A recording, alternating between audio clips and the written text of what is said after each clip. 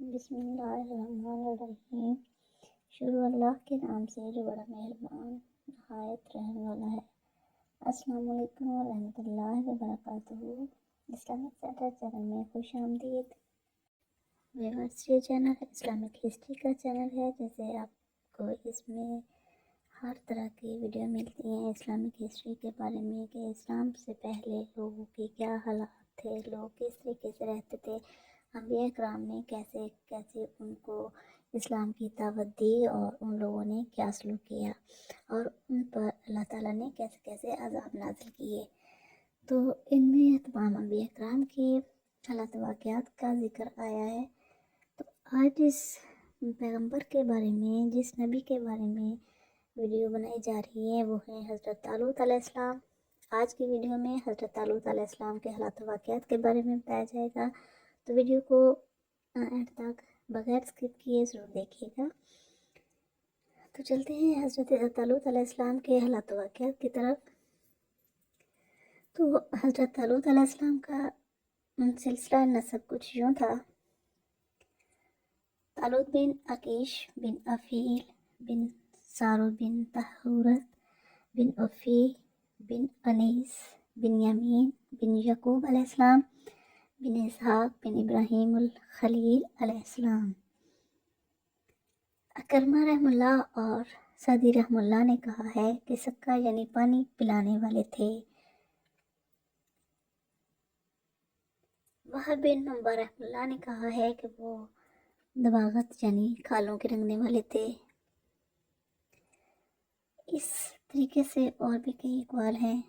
اسی لیے انہوں نے کہا کہ اس کے لیے ہم پر حکومت کا حق کیسے ہو سکتا ہے، جبکہ ہم بادشاہت کے اس سے زیادہ حقدار ہیں۔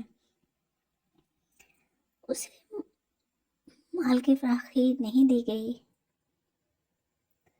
اہل کتاب نے ذکر کیا ہے کہ نبوت لاوی کے خاندان میں تھی اور حکومت یہودا کے قبیلے میں تھی، اور یہ طالوت بن یمین کی اولاد میں سے تھے، تو انہوں نے ان کے بادشاہ بننے پر اعتراض کیا اور خود کو زیادہ حقدار قرار دیا اور کہا کہ یہ تو فقیر ہیں، اس کے پاس مال و دولت بھی نہیں ہے، اور ایسا شخص بادشاہی کے قابل کیسے ہو سکتا ہے۔ اللہ کے نبی نے ان سے فرمایا کہ اللہ نے اس کو تمہارے اوپر پسند کیا ہے اور جسمانی کشادگی میں زیادہ کیا ہے۔ اور یہ بھی کہا گیا ہے کہ اللہ تعالیٰ نے حضرت شموئیل علیہ السلام کی طرف وحی کی کہ بنی اسرائیل میں سے جس کا قد اس کی لاٹھی کی لمبائی کے برابر ہو، اور جب وہ آپ کے پاس آئے تو سینگ جوش مارنے لگ جائے گی، جس میں القدس کا تیل ہے، تو وہ ان کا بادشاہ ہوگا۔ لوگ آ کر اس لاٹھی کے ساتھ اپنا قد ناپنے لگے، تو طالوت کے سوا سب کے برابر قد والا کوئی نہیں تھا۔ جب وہ شموئیل کے پاس حاضر ہوا تو وہ سینگ جوش مارنے لگا۔ شموئیل علیہ السلام نے اس سینگ سے اس کو تیل لگایا اور بادشاہت کے لیے اس کو نامزد کر دیا، اور لوگوں سے کہا کہ یقیناً اللہ تعالیٰ نے اس کو تم پر پسند کیا ہے اور اس کو علم بھی زیادہ دیا ہے، اور کچھ کہتے ہیں کہ اس کو جنگجو لڑائیوں کا تجربہ تھا۔ قرآن پاک کے الفاظ سے معلوم ہوتا ہے کہ اس وقت اللہ کے نبی کے سوا باقی سب سے زیادہ علم والا تھا۔ اللہ جس کو چاہتا ہے بادشاہت دے دیتا ہے، کیونکہ حکم بھی اسی کا اور مخلوق بھی اس کی، اور اللہ علم والا اور کشادگی والا ہے۔ اور ان کو ان کے نبی نے کہا کہ اس کی بادشاہت کی نشانی یہ ہے کہ تمہارے پاس صندوق آئے گا جس میں تمہارے رب کی طرف سے تمہارے لیے سکینت ہوگی، اور آل موسیٰ و آل ہارون علیہ السلام کا باقی ماندہ ترکہ ہوگا، اور اس صندوق کو فرشتے اٹھا کر لائیں گے، اس میں تمہارے لیے یقینی نشانی ہے اگر تم ایمان والے ہو۔ یہ در حقیقت اس نیک آدمی کی حکومت کی برکت تھی، اور اللہ نے ان کی طرف وہ صندوق لوٹا دیا جو ان سے چھین لیا گیا تھا، اور دشمن ان سے یہ صندوق لینے میں کامیاب ہو گئے تھے، اور اسی صندوق کی برکت سے دشمنوں پر ان کی مدد کی جاتی تھی، اس میں ان کے رب کی طرف سے سکینت تھی۔ تو بس دیکھتے ہیں کہ اب اس صندوق میں کیا تھا۔ کہتے ہیں کہ اس میں سونے کا ایک تھال تھا جس میں انبیاء علیہ السلام کے سینوں کو دھویا جاتا تھا، اور یہ بھی کہا گیا ہے کہ اس میں ایک خاص قسم کی تیز ہوا تھی، اور بعض کہتے ہیں کہ اس میں بلی جیسا ایک جانور تھا، جب وہ لڑائی کے دوران چیختا تو بنی اسرائیل والوں کو یقین ہو جاتا کہ اب اللہ ताला की मदद नुसरत नाजिल होगी। और आले मूसा और आले हारून की बाकी मानदा चीज़ों से मुराद तख्तियों के टुकड़े थे और कुछ मन था जो इन पर तैया के मैदान में उतरता रहा। तुम्हारी नज़रों के सामने फरिश्ते उसे उठाकर लाएंगे ताकि ये अल्लाह की निशानी साबित हो और मेरी कही हुई बात पर खुली दिली हो और नेक आदमी के तुम पर बादशाह बनने की अलामत हो। इसलिए अल्लाह ताला ने फरमाया, इसमें तुम्हारे लिए निशानी है अगर तुम ईमानदार हो। मौरखीन कहते हैं कि जब मालिका कौम ने इस संदूक पर कब्जा किया, उसमें सकीनत और बरकत वाली चीज़ें थीं और ये भी कहा गया है कि उसमें तौरात भी थी। तो उन्होंने अपने इलाके के एक बुत के नीचे उस संदूक को रख दिया। जब सुबह हुई तो फिर बुत के ऊपर था, तो उनकी समझ में आ गया कि ये मामला अल्लाह की तरफ से है। फिर उन्होंने इसे अपने शहर से निकाल कर किसी और बस्ती में रख दिया। फिर इनकी गर्दनों में एक बीमारी फैलना शुरू हो गई। जब उसका सिलसिला लंबा हुआ तो उन्होंने उसे एक बैलगाड़ी में रखा और 2 बैलों को आगे बांधकर उसको हाँक कर आगे कर दिया।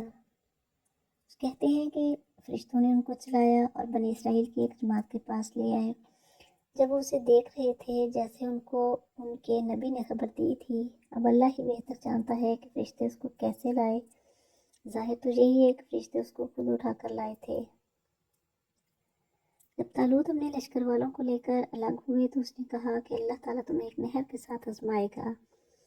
जिसने उससे पानी पी लिया वो मेरा नहीं है और जिसने ना पिया वो मेरा है। हाँ, ये और बात है कि कोई एक चुल्लू पानी का भर ले।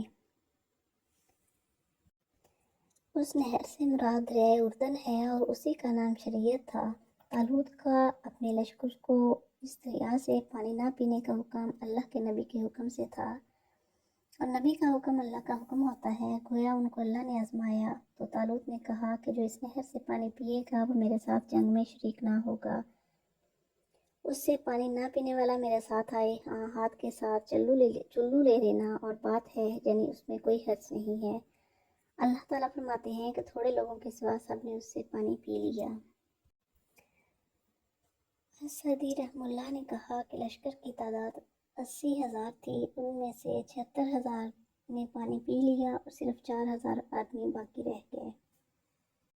अल्लाह ताला फरमाते हैं कि जब उसने और उसके साथ ईमान लाने वालों ने इस नहर को अबूर किया तो उन्होंने कहा कि हमारे अंदर जालूत और उसके लश्कर के साथ लड़ने की ताकत नहीं है। यानी उन्होंने उनकी कुव्वत और लश्कर की कसरत तादाद के मुकाबला में अपने आप को कमज़ोर और तादाद में कम ख्याल किया।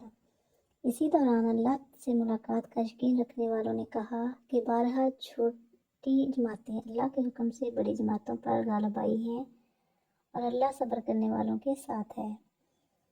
यानी शाहसवारों ने उनको साबित कदमी की तलकीन की और वो शाहसवार भी ईमानो यकीन वाले जंगो जदाल और तलवारों जनी पर सब्र करने वाले थे।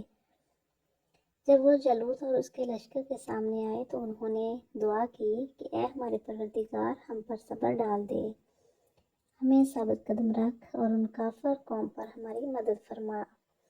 यानी उन्होंने अल्लाह से दुआ की कि वो सब्र के साथ हमें ढांप ले ताकि हमारे दिल मजबूत हो जाएं और परेशानी में मुब्तला ना हो जाएं और मैदान जंग में हमारे कदम मजबूती से जमा दे और दुश्मनों के खिलाफ हमारी मदद फरमा। अल्लाह ताला ने उनकी दुआ कबूल फरमाई और उनकी रग़बत व चाहत पूरी कर दी। इसलिए अल्लाह ताला फरमाते हैं कि बस उन्होंने अल्लाह के हुक्म से उनको शिकस्त दी। यानी अल्लाह की क़ुव्वत व नुसरत से उनको शिकस्त से दो चार किया, न कि अपनी क़ुव्वत व तादाद और समान व हरब से, क्योंकि दुश्मन को कसरत तादाद और लड़ाई के समान और असलाह के लिहाज से उन पर बरतरी हासिल की थी। जैसे कि अल्लाह ताला ने सहाबे बदर की मदद करने के मुतालिक सूरत आले इमरान में फरमाया, अल्लाह ने तो जंग बदर के मौका पर ऐसी हालत में तुम्हारी मदद की थी जब तुम बिल्कुल बेसर सामान थे।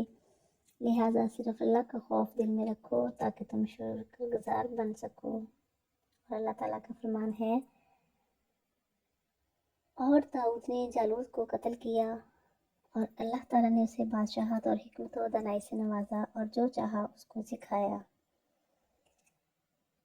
قرآن مجید کی اس آیت سے داؤد علیہ السلام کی شجاعت و بہادری ثابت ہوتی ہے کہ اس جیسا بہادر شخص قتل کر دیا جس سے پورا لشکر ذلیل و رسوا ہوا۔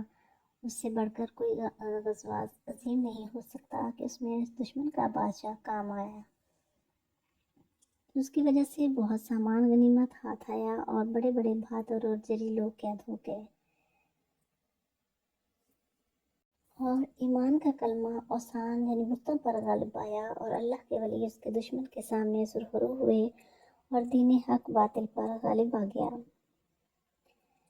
سعدی رحمہ اللہ نے رائے بیان کی ہے کہ داؤد علیہ السلام اپنے 13 بھائیوں سے سب سے چھوٹے تھے۔ دراصل داؤد علیہ السلام نے بنی اسرائیل کے بادشاہ کو سنا کہ وہ جالوت اور اس کے لشکروں کو قتل کرنے پر ابھار رہا تھا اور کہہ رہا تھا کہ جس نے جالوت کو قتل کیا میں اس کو اپنی بیٹی کا نکاح دے دوں گا اور اپنی بادشاہت میں شریک کر لوں گا۔